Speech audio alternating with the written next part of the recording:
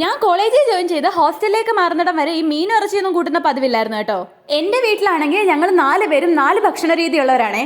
എന്റെ അമ്മ എപ്പോഴും എന്നെ അതുകൊണ്ട് വഴക്ക് പറയായിരുന്നു കേട്ടോ, ഈ പച്ചലയും പച്ചപ്പുല്ലും ഒക്കെ തിന്നെ നീ എത്ര നാൾ ഇങ്ങനെ ജീവിക്കുമെന്ന്. പക്ഷെ ഒരിക്കലും ചോറ് പാത്രത്തിൽ തന്നുവിട്ട ചോറൊന്നും ഞാൻ കൊണ്ട് കളഞ്ഞിട്ടില്ലേ, അതെനിക്ക് ഭയങ്കര വിഷമമുള്ള കാര്യമാണ്. മീനും ഇറച്ചിയൊന്നും കൂട്ടാത്തത് കൊണ്ട് തന്നെ എന്റെ ചോറ് പാത്രത്തിൽ എന്നും പലതരത്തിലുള്ള കറികൾ ഉണ്ടായിരുന്നു കേട്ടോ, എല്ലാം വെജാണ്. ഇങ്ങനെ എന്റെ ഇഷ്ടത്തിനനുസരിച്ച് ഫുഡ് കഴിച്ചുകൊണ്ടിരുന്ന എനിക്ക് ഹോസ്റ്റലിൽ പോയിട്ട് മെനു അനുസരിച്ച് ഫുഡ് കഴിക്കാന്നുള്ളത് ഒരു വലിയ ടാസ്ക് ആയിരുന്നേ.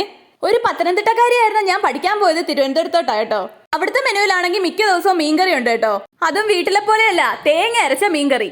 ആദ്യമൊക്കെ അത് ഭയങ്കര ഇഷ്ടമായിരുന്നെങ്കിലും സ്ഥിരം കഴിക്കാൻ തുടങ്ങിയപ്പോഴത്തേനും ഞാൻ മടുത്തു കേട്ടോ. മടുത്തെന്ന് മാത്രല്ല, ഹോം സിക്നെസ്സും ഫുഡും എല്ലാം കൂടെ ആയപ്പോഴത്തേനും എനിക്ക് അവിടെ നിൽക്കാൻ പറ്റാത്ത അവസ്ഥയായി. ഹോസ്റ്റലിന്റെ മതിൽ ചാടി എങ്ങനെയെങ്കിലും വീട്ടിൽ ചെന്നിട്ട് വീട്ടുകാരെയും കണ്ട് ഒരു മീൻകറി കൂട്ടിയാൽ മതിയെന്നായി കേട്ടോ.